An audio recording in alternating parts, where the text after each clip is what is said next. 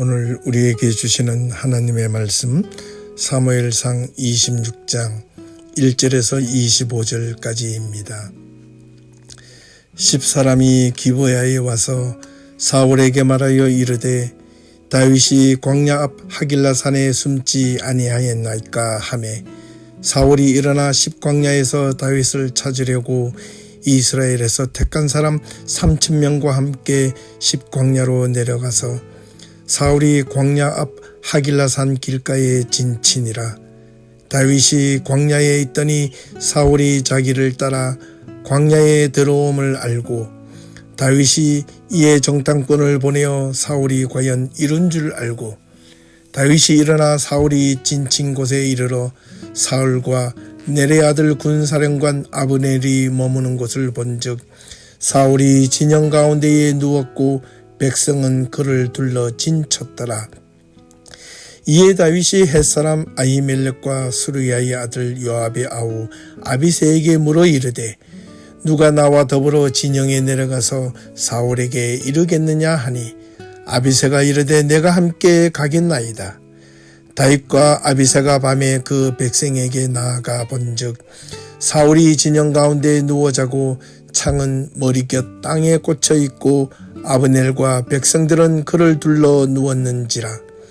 아비새가 다윗에게 이르되 하나님이 오늘 당신의 원수를 당신의 손에 넘기셨나이다.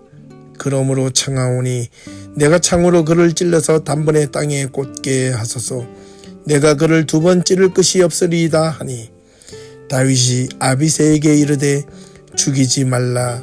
누구든지 손을 들어 여호와의 기름 부음을 받은 자를 치면 죄가 없겠느냐 하고 다윗이 또 이르되 여호와께서 살아계심을 두고 맹세하노니 여호와께서 그를 치시리니 혹은 죽을 날이 이르거나 또는 전장에 나가서 망하리라. 내가 손을 들어 여호와의 기름 부음 받은 자를 치는 것을 여호와께서 금하시나니 너는 그의 머리 곁에 있는 창과 물병만 가지고 가자 하고 다윗이 사울의 머리 곁에서 창과 물병을 가지고 떠나가되 아무도 보거나 눈치채지 못하고 깨어있는 사람도 없었으니 이는 여호와께서 그들을 깊이 잠들게 하셨으므로 그들이 다 잠들어 있었기 때문이었더라. 이에 다윗이 건너편으로 가서 멀리 산 꼭대기에 서니 거리가 멀더라. 다윗이 백성과 네레의 아들 아브넬을 대하여 외쳐 이르되 아브넬아 너는 대답하지 아니하느냐 하니 아브넬이 대답하여 이르되 왕을 부르는 너는 누구냐 하더라. 다윗이 아브넬에게 이르되 내가 용사가 아니냐 이스라엘 가운데에 너 같은 자가 누구냐 그러한데 네가 어찌하여 내 주 왕을 보호하지 아니하느냐. 백성 가운데 한 사람이 내 주 왕을 죽이려고 들어갔었느니라. 네가 행한 이 일이 옳지 못하도다.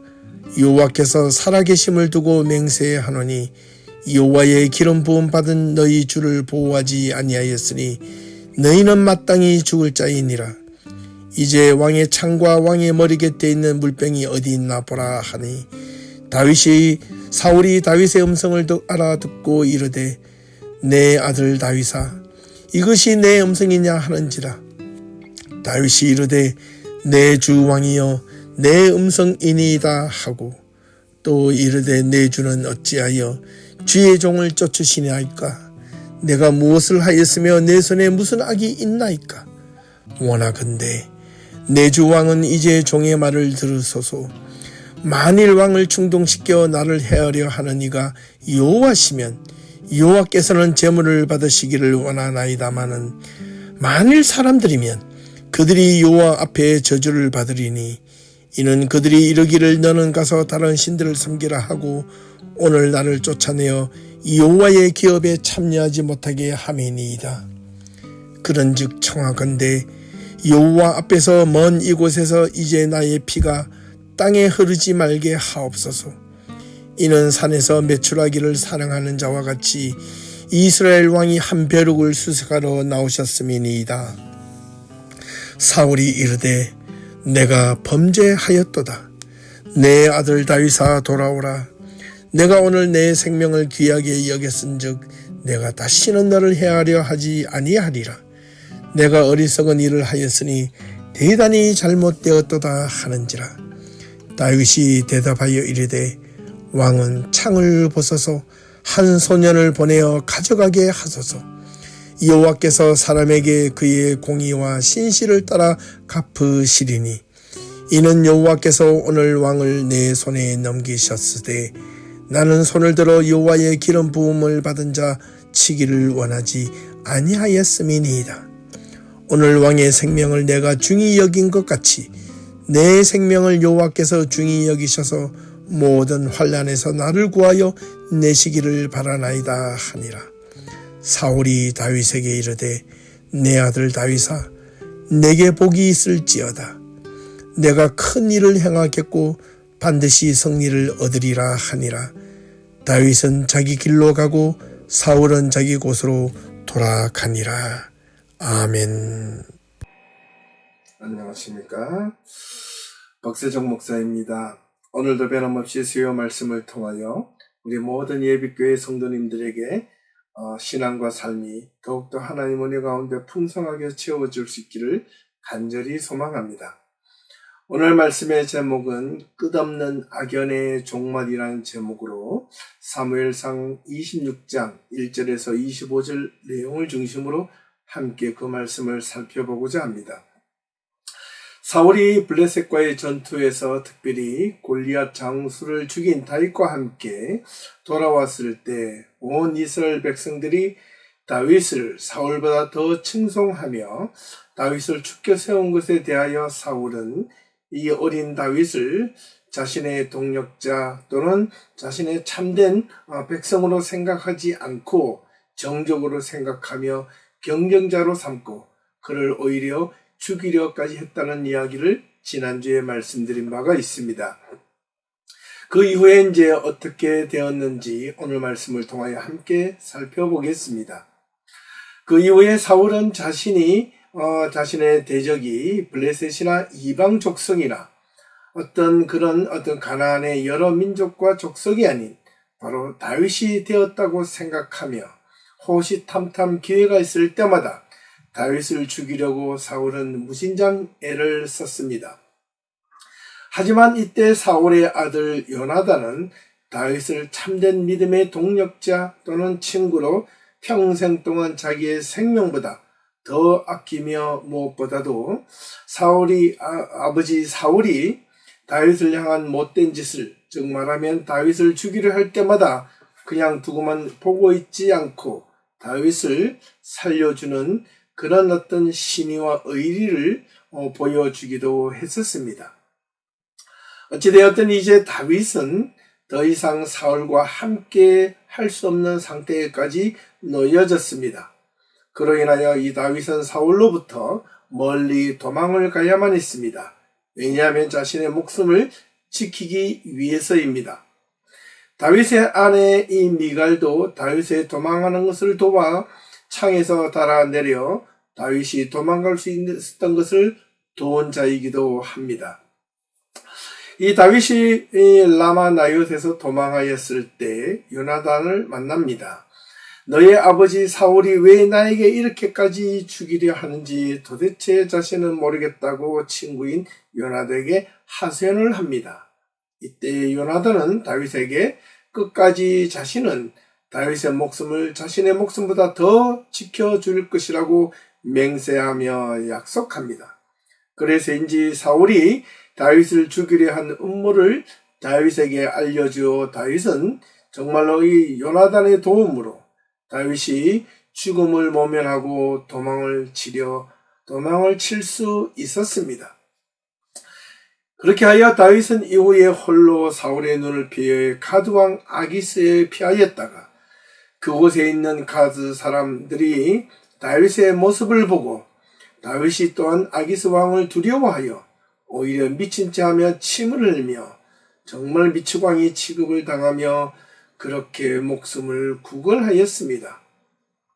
그곳에서 겨우 살아 다시 도망쳐 아둘람 굴로 도망하였다가 그곳에서 자신의 형들과 아버지를 그곳에 다윗이 만납니다. 또한 여러 환난당한 자와 빚진 자들 마음에 원통한 자들이 다윗이 아둘람 굴에 있다는 소식을 듣고 그곳을 찾아 모인 자가 무려 400여 명이나 되었다고 성경은 기록하고 있습니다. 이 400여 명이 다윗을 자신의 우두머리로 삼고 다윗을 끝까지 따르기로 합니다.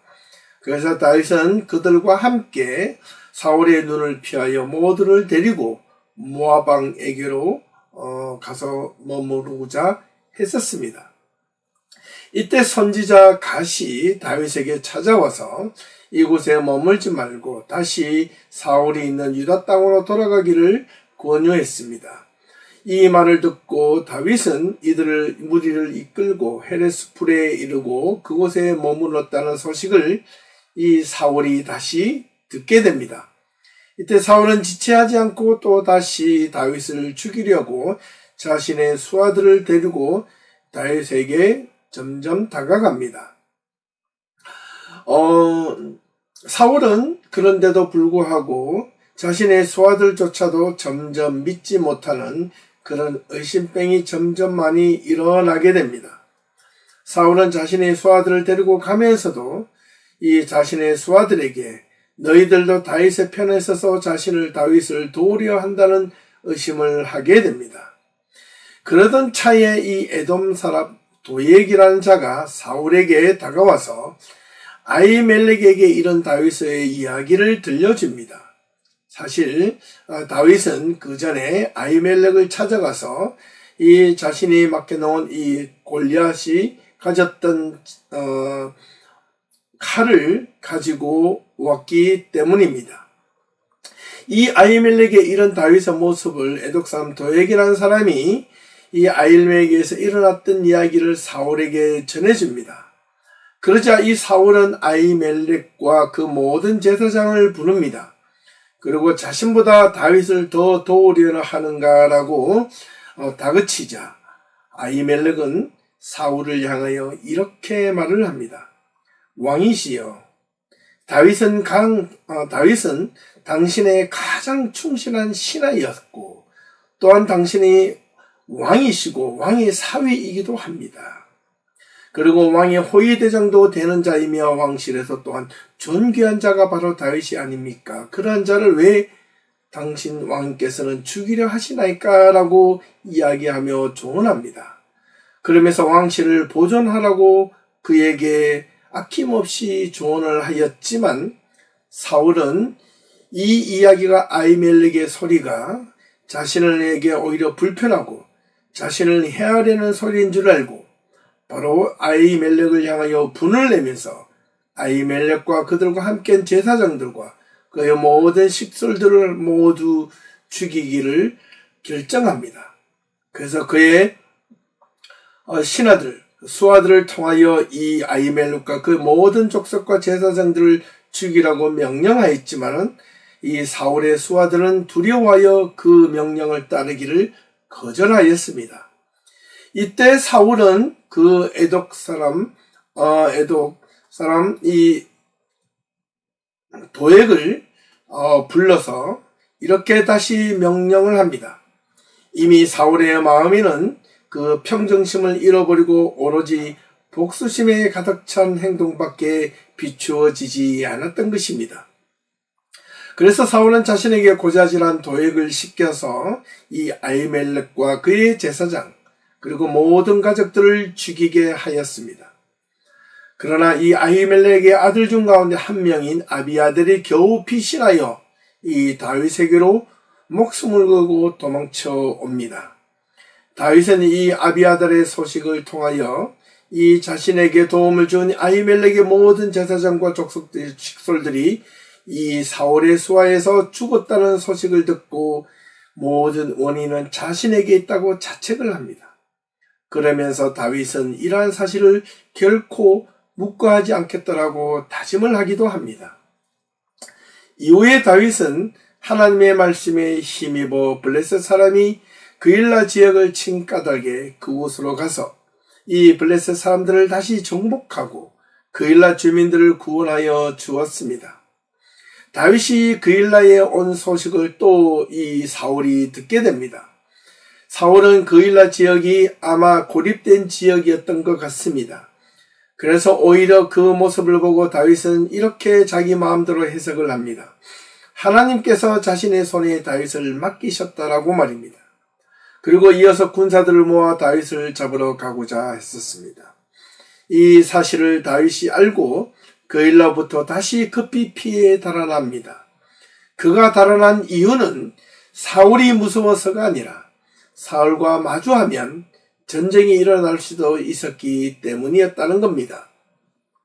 하지만 사울은 그일라로부터 도망온 다윗의 무리를 보고 급히 다시 쫓아갑니다.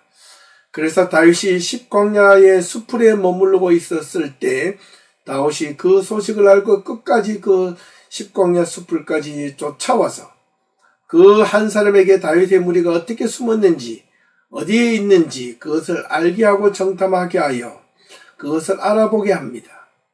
이때 다윗은 그 무리들은 그 사실을 눈치채고 사울이 이쪽으로 오래 할 때 저쪽으로 가고 사울이 저쪽으로 가고자 할 때 다윗은 이쪽으로 도망치는 그런 전략을 계속 진행하였던 것입니다.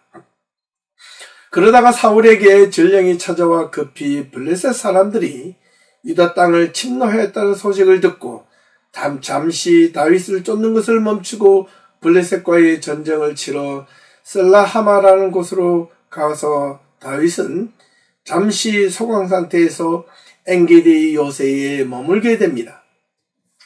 이때 사울은 블레셋과의 전투를 마치고 다시 다윗이 엔게디 광야에 있다는 소식을 듣고 또 다시 다윗을 잡으러 집요하게 무리를 이끌고 쫓아갑니다. 사울은 다윗과 그들의 무리를 찾으러 들염소 바위로 갈 때에 그 굴을 발견하게 됩니다.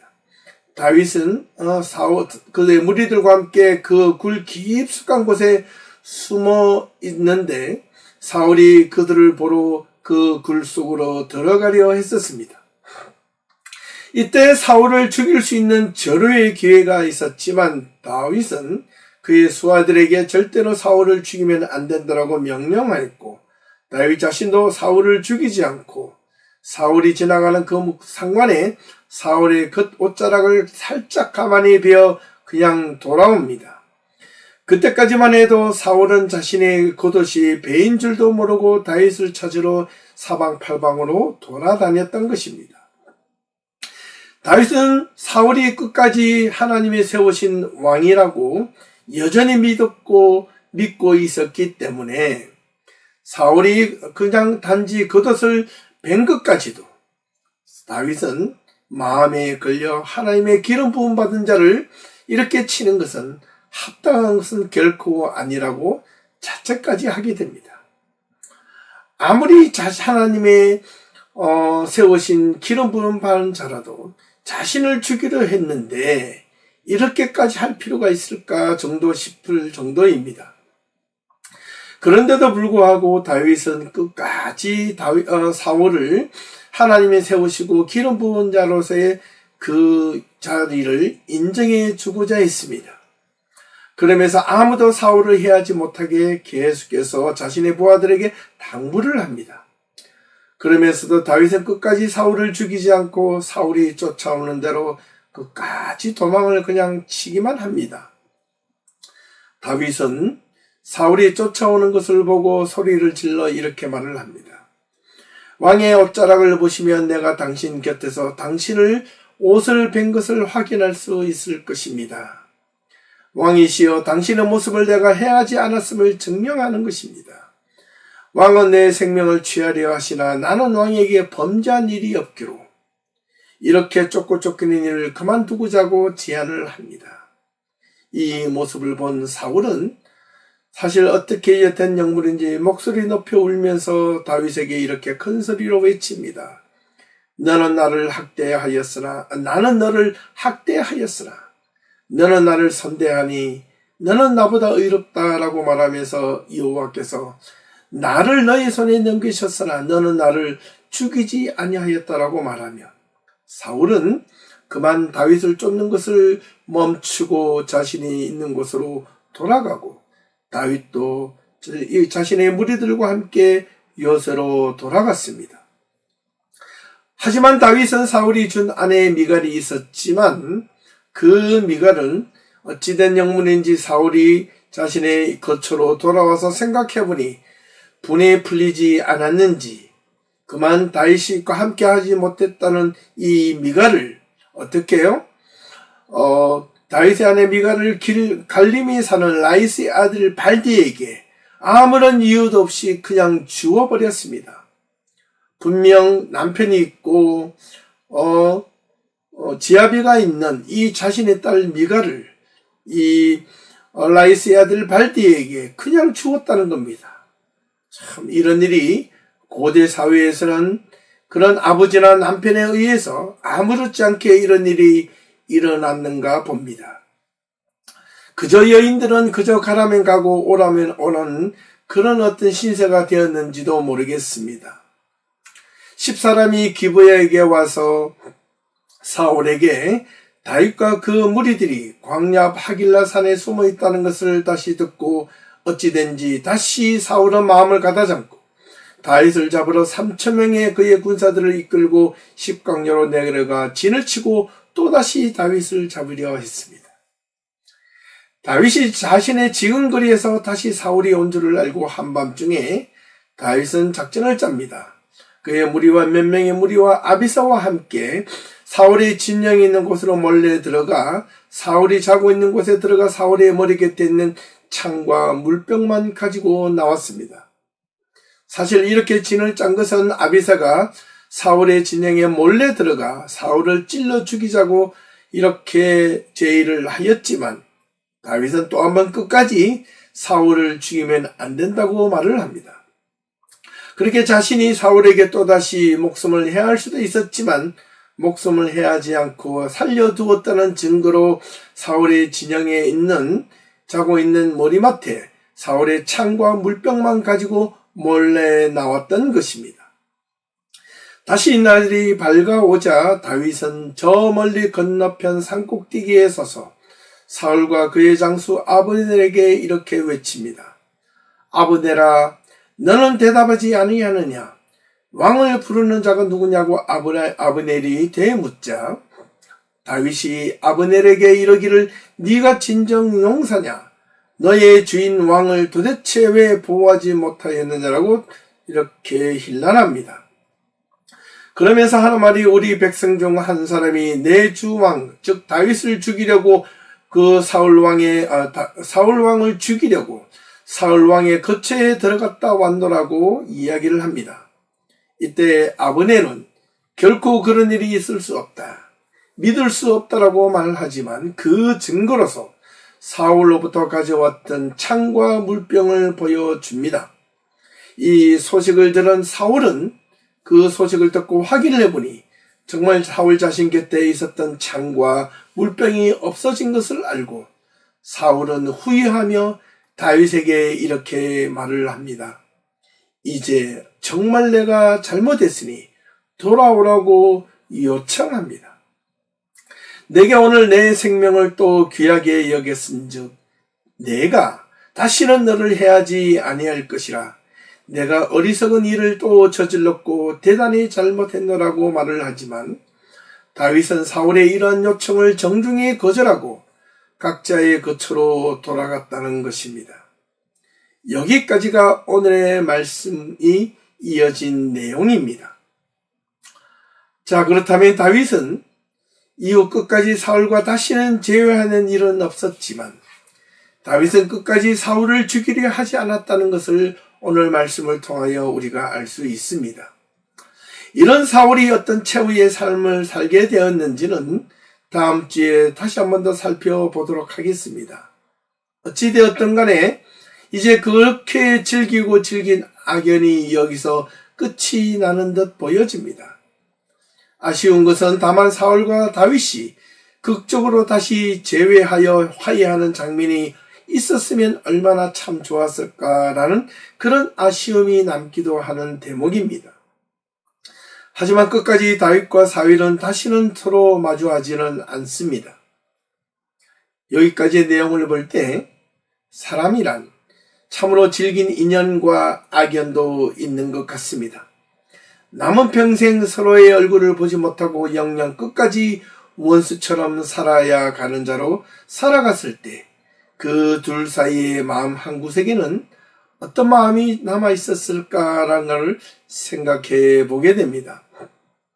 사울은 끝까지 다윗을 죽이지 못한 한으로 남았을까요?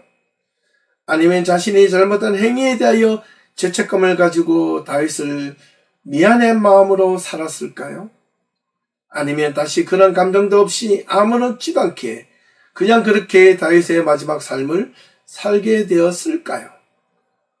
여러분은 어떤 사울이 마음이 어떠했을 것 같습니까? 성경에는 그런 기록이 나오지는 않습니다만 여러 가지로 추측을 해볼 수 있겠습니다. 돌아보면 우리의 인생사 가운데서도 우리의 이와 같은 일들이 얼마든지 일어날 수 있다는 것을 발견하게 됩니다. 죽이려는 자와 죽임을 피하려 도망하려는 자들 가운데서 이런 사이처럼 우리들도 사람들 간의 인간관계 속에서 얼마든지 이와 비슷한 일들이 일어난다는 것을 경험하게 됩니다. 아무런 잘못한 것이 없는데도 때로는 우리가 오해로, 때로는 우리가 모함으로, 죄도 없는데 온갖 누명을 쓰고 도망다니듯 쫓겨다녀야 하는 인생이 있을 수도 있다는 것입니다. 때로는 잘못하여 오해하여 사람을 비난하고 누명을 씌우고 또 험담을 하여 그 삶을 내몰아칠 때가 자신도 모르게 있을지도 모릅니다. 아니 그것을 알면서도 자신의 이익을 위하여 다른 사람을 험담하거나 해하게 할지도 모른다는 것입니다. 사울은 자신의 삶이 불리하거나 유리할 때도 객관적으로 자기 시각을 가지지 못한 채 상황이 주어질 때마다 심지어 하나님의 말씀조차도 하나님의 뜻을 자기 마음대로 유리하게끔 해석하였던 자였습니다.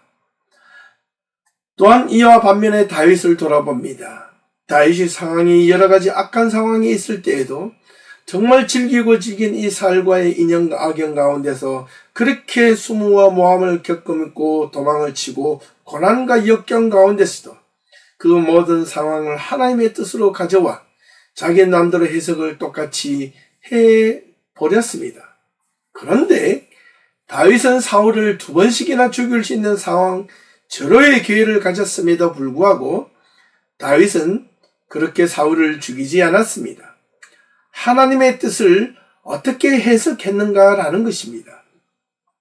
다윗은 분명 끝까지 사울을 하나님이 세우신 기름 부은 자는 그 하나 때문에 자신의 손으로 해할 수 없다라는 해석을 하며 자신이 온갖 수모와 고난과 역경을 겪으면서도 불구하고 사울을 죽이지 않았던 것입니다.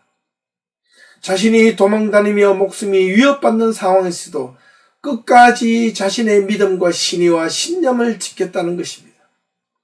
그렇게 다윗이 해석한 것과 사울이 해석한 방식과 도대체 어떤 차이가 있었길래 이렇게 서로 다른 극명한 신앙과 삶을 살았던 것이었을까요? 그로 인하여 사울과 다윗의 끝없는 악연이 이제 종말되는 듯 결국에는 보여집니다. 다윗은 끝까지 자신의 손으로 해하지 않았지만 그에 대한 고난과 역경은 참으로 많고 많았습니다. 만약 그것을 견디기 어려웠다면 다윗은 아마 분명 일찍이 사울을 제거하고 싶어 했는지도 모를 겁니다. 사울은 자신에게 유리한 방식으로 그저 하나님의 뜻을 자기의 마음대로 해석해버린 결과가 어떠했습니까? 사울은 끝끝내 자신의 마음의 평안을 찾지 못하고 아마 남은 삶은 더욱더 괴로움과 고통 가운데 살았음은 분명합니다. 우리가 다음 주에 보게 될 것이지만 어떻게 기나긴 이 악연은 다윗의 손이 아닌 다른 누구에 의해 사울은 죽임을 당하게 됩니다. 그렇게 사울이 죽게 된 소식을 들은 다윗은 처절하게 통곡하며 또한 슬퍼합니다. 오히려 기뻐하며 웃으며 환희에 찬 모습을 가져도 시원찮을 텐데 어찌하여 다윗은 이렇게 사울의 죽음의 소식을 듣고 기뻐하지 않고 더 슬퍼하고 통곡하며 애곡을 하였을까요? 그의 마음은 어떠한 신앙의 가치관이 있었기 때문에 사울은 사울을 향하여 그런 연민의 정을 끝까지 보여줄 수 있었던 것일까요? 이렇게 기나긴 악연은 끝이 다음 주에 보게 되겠지만 끝을 맺게 됩니다. 자, 우리는 우리의 삶 가운데서도 때로는 하나님의 말씀을 자기 마음대로 해석하고 이용하려는 자들이야말로 그의 말로가 어떠할지를 우리는 이 두 사람의 인물을 통하여 분명히 알 수 있습니다. 비록 잠시는 아니 오랜 시간 동안 어쩌면 평생에 걸쳐서 우리의 삶의 고난과 역경이 있을지라도 우리가 끝까지 포기하지 않고 우리의 믿음과 신의를 지킬 수만 있다면 마지막에 그 결과는 참된 영광과 가치와 보람과 희열과 분명 좋은 결과로 우리에게 돌아올 것은 오늘 말씀을 통하여 오늘 이 다윗의 모습을 통하여 분명하게 알려주고 있는 것입니다. 하지만 사울처럼 자신의 마음대로 하나님의 말씀을 해석하고 자신의 이익에 맞는 대로 유불리에 따라서 마음대로 하나님을 이용하고 해석하려고 하는 자신의 욕망과 자신의 번영을 위하여 신앙과 삶을 쟁취하려 했던 이 사울의 이 탐욕은 결국 그의 말로가 어떻게 되었는지를 우리는 또 한번 이 사울의 모습을 통하여 보게 됩니다.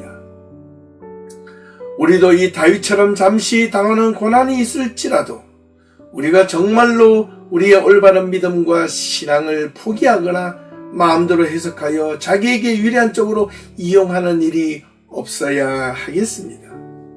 신앙은 내가 유리한 쪽으로 믿거나 해석하는 것이 아니라 하나님이 원하시고 하나님이 원하는 방향으로 내 삶의 방향을 맞추어가는 것이 신앙입니다.